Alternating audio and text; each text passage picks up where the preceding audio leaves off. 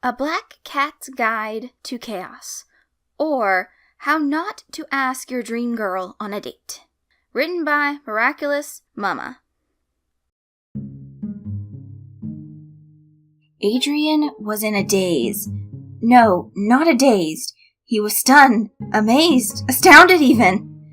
Marinette dupian-Cheng was Ladybug. Holy crap! She was Ladybug! How he found out was through a series of events that had started with an Akuma at a fashion shoot. Once it was defeated, he had rushed to the changing area to drop his transformation, heading into a cubicle and releasing Plag. When he heard the door slam closed, he heard a familiar voice and pulled himself up to the top of the cubicle, just in time to see Marinette materialize out of a bright pink light, and a small red and black Kwame floating into her waiting hands.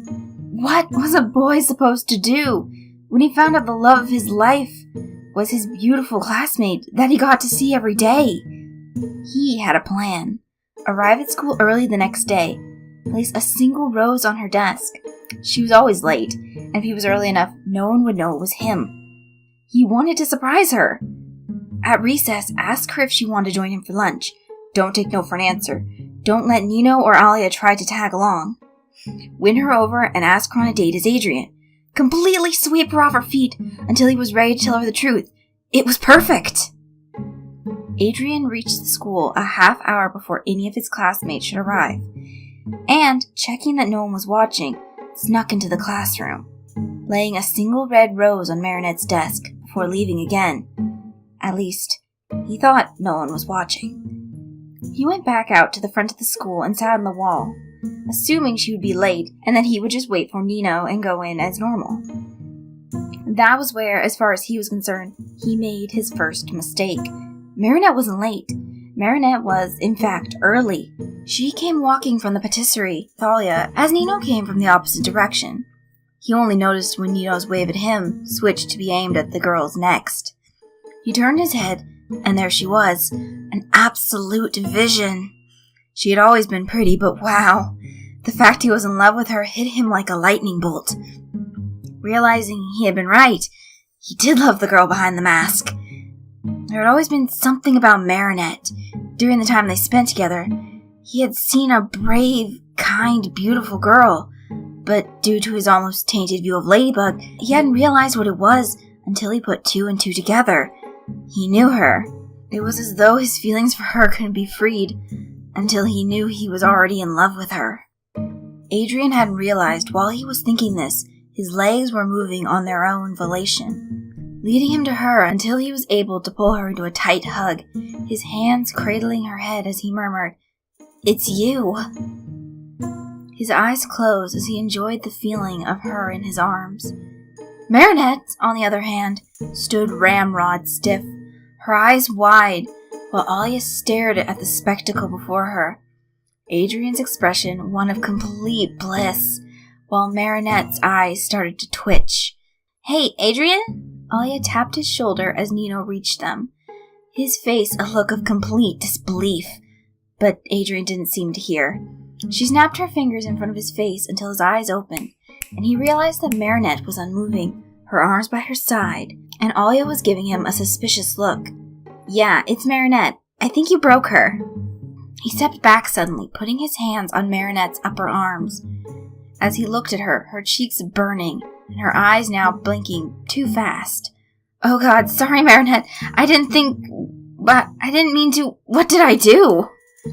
"You walked up and hugged her, my dude. That's not your normal greeting." Nino placed a hand on his shoulder warily and managed to get him to back up a step, letting her go. He rubbed the back of his neck nervously while Nino and Alia stood on either side of them, looking at him in confusion. Are you okay?" I'm fine. You're fine. No, I'm fine. Fine, what?" "Well done, Adrian. You destroyed her brain," Alia said dramatically. "My brain's fine, too." Marinette shot her friend a glance. "I didn't mean to, hi," Adrian stammered. "I was just, surprised to see you here so early." "Dude, I'm surprised to see her here early, too, but you don't see me." Ah! Ow! Nino glared at Alia as she stomped down on his toe. It's a great surprise to see Marinette was early, but I think it was only because I called her at stupid o'clock to see if I could drop off some DVDs I borrowed. Mom got sick of them sitting by the door waiting for me to take them back. Maybe I should do that every day.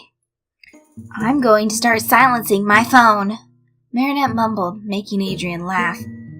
Come on, let's get inside, Alia suggested. Mademoiselle Bustier will be amazed you're here early, too. She tucked her arm around Marinette's and pulled her towards the door, seeing as her legs didn't seem to want to work on their own. Adrien and Nino fell into step behind them.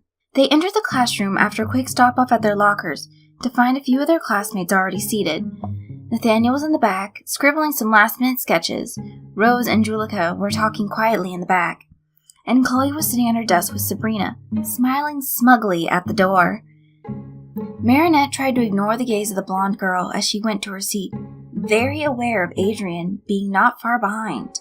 But as she sat, she realized he had stopped in the doorway, his eyes on Marinette in confusion. Oh, Adrikins! Chloe waved at him, raising her other hand from behind her. Thank you for the rose! Dude, what? Nino turned a horrified look to him as Adrien's mouth fell open. That wasn't your, me. Adrien stuttered, but Chloe got up, evidently having been expecting this, as Sabrina passed her own phone and held it up for the class to see. Then why did Sabrina see you coming into the classroom early with a rose, and then come out without one a minute later? Adrien sighed as the few who were present watched the video, his eyes falling on Marinette, who seemed to sink down in her seat, her expression slipping into one of disappointment. Yeah, that was me, Adrien muttered as he threw his bag on his desk. Chloe strutted towards him. I love it! Thank you, Adrikins! She planted a huge kiss on his cheek, leaving a smear of pink lipstick.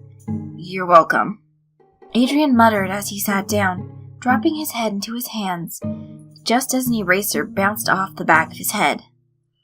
He turned to see Alia giving him an angry look, before tipping her head rapidly in the direction of Marinette. But all he could do was shrug apologetically as Mademoiselle Bustier arrived, and everyone quieted down automatically, even though the rest of the class were still filtering in. Adrien didn't know what he could do, besides make it up to her at recess with the invitation to lunch. Roll call was completed, and they filtered out again to their first lesson, chemistry with Ms. Mejlev, and Adrien noticed Marinette hung back.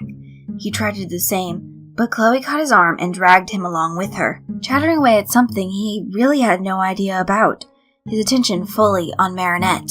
They were soon seated at the appropriate benches in the lab, and Miss Mendeleev called the class to order, announcing they would be doing an experiment with chemicals in the pairs she had chosen. Chloe's scoff of disgust at her being partnered with Alex was loud enough to cast a glare in her direction, but Adrien stopped listening to whoever everyone else was with the moment he heard he was being paired up with Marinette. This was his chance to talk to her, to work closely with her, to impress her. Alia shot a knowing smile at Marinette as she got up to go and partner with Nathaniel, Adrien already waiting patiently to take his place beside his bugaboo. Miss Mendeleev handed out the chemicals, asking Maylin and Rose to help give out the equipment to each bench. Finally, a worksheet they were each to follow. If I read the list and how much, do you want to put it in? Marinette asked. And I can take notes as we go along? Sure! Adrien nodded, only half paying attention as he gazed into her bluebell eyes, an awkward smile spreading over his face as he stared at her. Okay. She handed him one of the pairs of safety glasses. Safety first, right? Absolutely, he said as he unfolded the arms, but to her surprise, he slipped them over her ears, his fingertips brushing her skin and hair. Can't have you damaging your beautiful eyes, can we? Yes! No! She babbled as he made sure they were on straight, pushing her bangs back slightly once he was done. No! Or yours! She thrust the second pair towards him, her hands trembling slightly. Thanks. He slipped them on while still smiling at her. I don't think I've ever told you how much I like your hair. She shook her head, confused by his sudden compliments. First her eyes, then her hair. "You haven't." "Well, I do. It really suits you."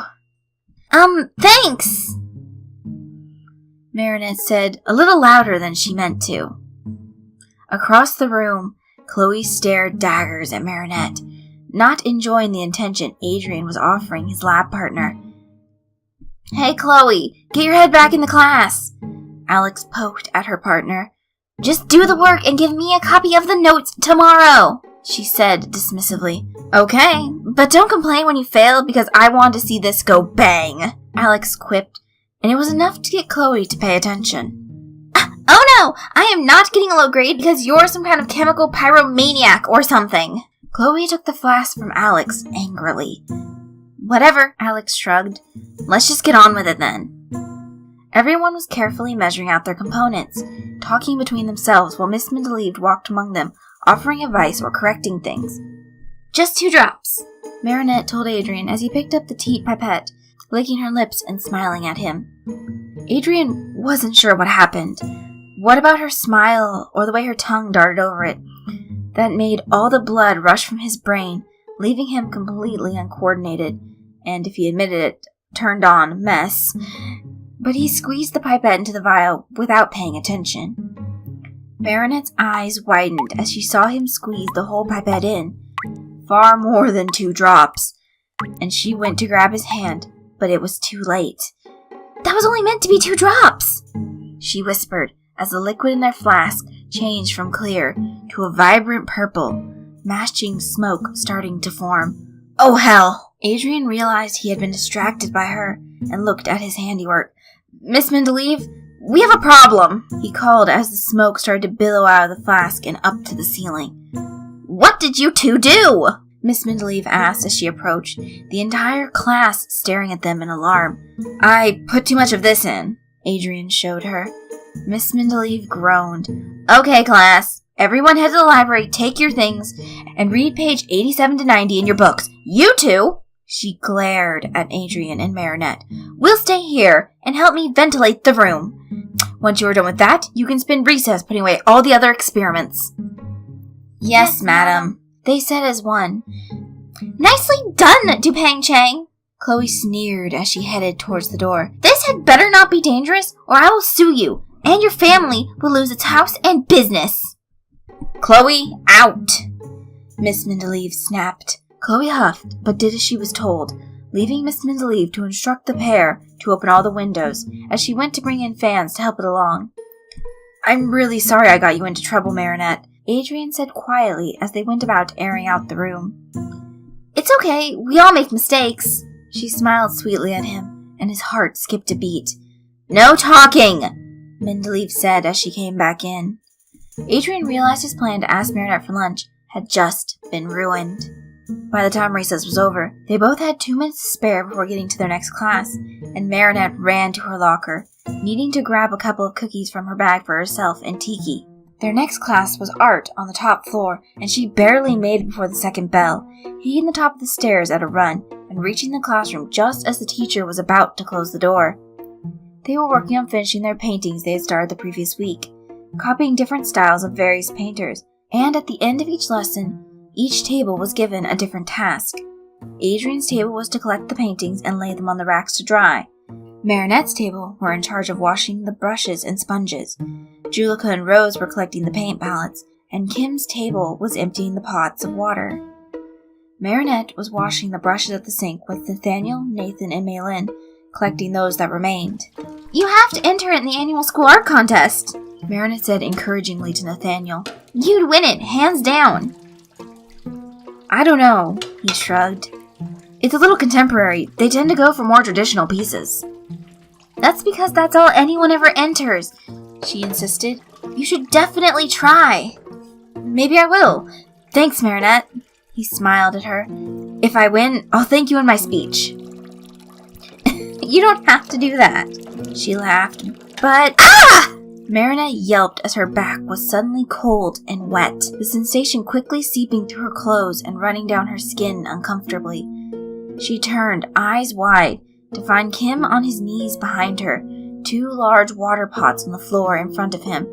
"I'm sorry, Marinette!" He got up and put the pots beside the sink. "I tripped." She waved him away as the teacher came towards them. "It's okay, Kim. It was an accident." Even as she said it, her eyes fell on Chloe, who was sitting at the nearest table, a far too satisfied smile on her face, her legs turned out to the walkway Kim would have just taken.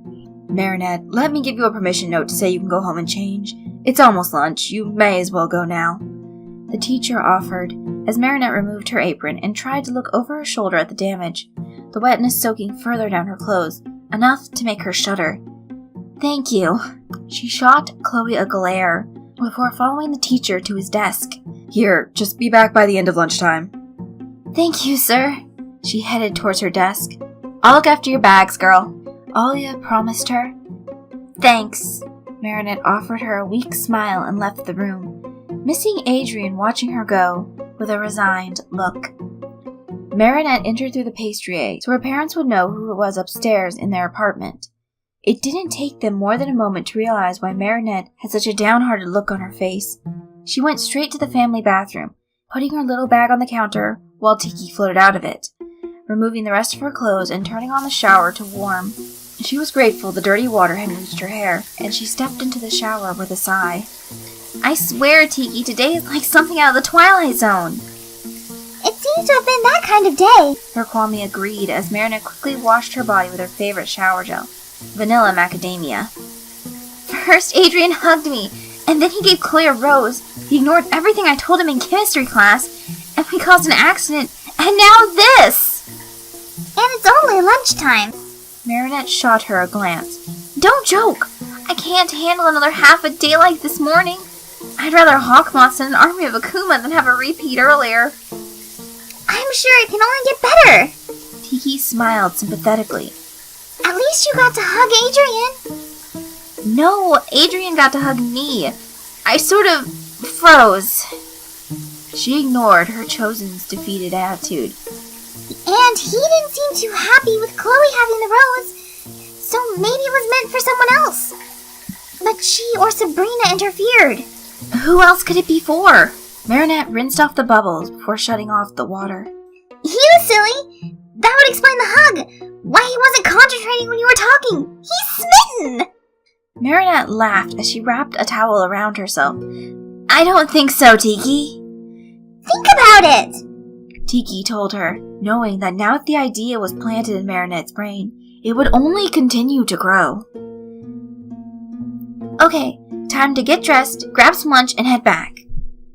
She grabbed her bag and discarded clothes before heading to her room. She thought about what Tiki said as she slipped on her underwear, the Kwame smiling to herself knowing that that was exactly what was happening. What if Adrian did like her? That can't be right, could it? But what if it was? Maybe... She shook her head. She could maybe all she liked, but she wouldn't know for certain unless he made it clear. She wasn't about to start assuming things. All the same, it made her want to dress differently. Maybe prettier. Maybe something to get Adrian's attention. Damn, there was that word again. She went to her closet and pulled out a floral dress she'd been saving for a special occasion. The pink roses scattered over the surface of the baby blue base, fitting at her waist and floating softly to her knees. She slipped on her shoes and headed back down the stairs to find her mama had laid out a small piece of baguette with cheese for her, which she grabbed gratefully. "Thank you, Maman," she called over her shoulder as she ran by. "Bye, Papa." She got back to school just before the bell, finishing her baguette as she rushed into the classroom. "You made it!" Alia pushed her bag across the desk towards her as she slid into her seat. "And you're looking hot!" "Oh, I ran most of the way," Marinette explained her flushed appearance. "That's not what I meant," Alia said as she leant her elbow on the table, her chin in her hand, directing Marinette with her eyes to look where she was indicating. Marinette frowned slightly, but glanced forward, realizing Adrian had almost turned all the way around in his seat and was smiling at her. "Hey!" She waved at him shyly, the color that had been fading from her cheeks returning with reinforcements. "Hey, you look great," he said after a pause. first thing I grabbed," she admitted, tucking her hair behind her ear. "But thanks." Ms. Bustier called the class to attention and began teaching, but Adrien again couldn't concentrate. The lesson dragged, and he knew if he wanted to start this today, he would have to say something. He cautiously slipped his phone out of his pocket and tapped a brief message to Alia. "AA, hey, can you give me Mary's number?" Alia glanced at the phone in her lap as it vibrated. She kept it to hand just in case there was any sign of an Akuma. But when the text came from Adrien, she glanced up at the back of his head. She opened it, read it again, and then smiled broadly before replying. "AC, why?" "AA, because I want to text her." "AC, now?" "AA, before school's out." "AC, sounds desperate. Tell me why, and I should." Adrien shot her a frustrated look over his shoulder, but she just grinned. "AA, I want to ask her out for coffee. Happy?" The reply wasn't a text. It was Marinette's contact card, which he quickly saved to his phone and sent Alia a smiling emoji. Now, what to put to Marinette? He typed it 4 times before deciding just to be polite, but to the point. "AA, hi, Marinette, it's Adrien. Would you like to have coffee with me after school?" Marinette was looking at the board as Miss Bustier wrote the questions for their homework, jotting them down while Alia looked at her expectantly, waiting for her to realize she had a message. After 5 minutes of nothing, Alia kicked her under the table. "What?" Marinette mouthed at her with a frown. "Check your phone." She replied silently, waving hers for clarification. "Okay." Marinette pulled a face, but took the phone from her bag and looked at the display. Ms. Bustier turned from the board and looked directly at Marinette, who realized the entire class was staring at her. "Is everything all right, Marinette?" I thought I saw a spider." "Yes, a big spider. It was just, fluff," she garbled. Miss Bustier sent her a surprised look. "All right, just try to keep it down." "Yes, Miss Bustier." She let out a relieved breath before glancing back at the phone in her lap as a piece of paper slipped into her vision. "What are you going to reply?" it said, Alia looking at her expectantly. She picked up her pen and replied, "I'm going to say I'd like to." "Good." And Marinette did just that, typing her reply and pressing send. Adrien glanced down, reading the reply, a smile spreading across his face. "MDC. Sure, I'd like that." "AA. Great!" He was glad it was almost the end of school, as he was sure he couldn't have waited long, knowing she had said yes. He kept glancing at his watch, waiting for the last minutes to pass. And the moment the bell rang, he was on his feet, shoving his tablet and book into his bag before shouldering it, and turning in his seat to rest one knee on the bench. He grinned at Marinette as she packed. "Ready?" "Almost." She blushed as she put her pens away and went to lift her bag. But he was faster, sliding it out of her reach and holding the handle. "I've got it," he insisted before offering her his free hand. She glanced at his hand before looking back at his face, her fingers tentatively brushing his as though she expected to be taken back any second. But he slid his palm into hers and curved his fingers, encouraging her from behind the desk. "I know this little place. It's not far, but my bodyguard will still have to drive us," he explained.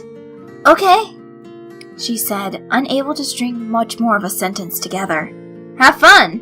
Nino called after them, as Alia quickly stepped down to block Chloe's path as she raced towards them. Alia wagged a finger at her. "This is his decision, and as his friend, you have to respect that." Adrien told Corella the cafe he wanted to be driven to, and let Marinette into the car first before getting in beside her. Marinette, meanwhile, was giving herself a mental prep talk not to do anything stupid. It was only a 5-minute drive, and soon they were getting out again, Adrien telling her she could leave her bag in the car if she wanted, as he would give her a ride home after. They took a table outside under a bright awning, and soon had ordered drinks. Thanks for asking me.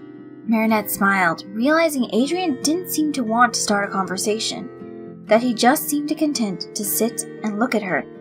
It's fine, I'm glad you said yes.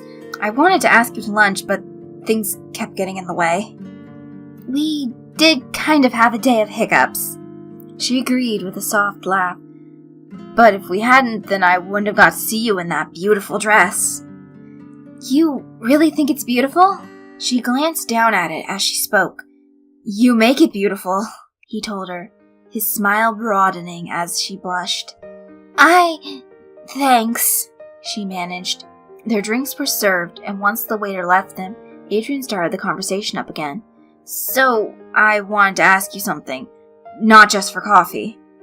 You did? I did. He cleared his throat, having no idea where the sudden bout of nerves had appeared from. His mouth felt dry, his stomach trembling. Marinette, would you... A piercing scream sounded down the street, and they were both on their feet in seconds. Anakuma! Marinette glanced at him. Maybe. Sounds about right with how the day has gone so far. He sighed. You should, we should, get somewhere safe. She reached over and took his hand, her eyes worried. His finger intertwined with hers, and his mind worked quickly. Okay, come on! He pulled on her hand, rushing through the people running away from the threat and into the nearest alley. Adrian, this isn't safe! You need to be further away! She said anxiously as he pulled her behind a dumpster and out of sight. This isn't how I wanted this to go. He smiled at her apologetically. Don't hate me, Bugaboo. Why would I hate? What did you just call me? She looked at him in alarm. Don't be shy now, my lady. We have a job to do. Claws out! Marinette watched in stunned silence as her crush transformed into her partner, her mouth open and eyes wide with shock. Well? He asked as the light died, his expression now one completely shat, with a slightly sideways and cheeky smile, yet still hopeful. Her response wasn't what he was expecting. Not that he was sure what that was. You stupid cat! She slapped his forearm for each word, anger clouding her eyes. Spots on! A light pink light filled the alleyway, and before he could even take in her transformed self, her hands grasped his bell, pulling him towards her and slamming her lips into his. Shat made a small, surprised sound, but before he could sink into the kiss, she pushed him away from her. We are going to talk about this later. She waved her finger at him angrily as she took her yo-yo from her hip. I didn't mean to find out. Honest, I just... He started to apologize, but she interrupted him. And you're going to take me on a date. It was an accident and... What? His face lit up as she threw her yo-yo towards the nearest chimney. And make it somewhere nice. You can afford it. She snapped before launching herself onto the rooftops. Chat Noir touched his lips, a smile spreading on his face. Anything you say, my lady, he murmured to himself before heading into the rooftops after her. Anything you say?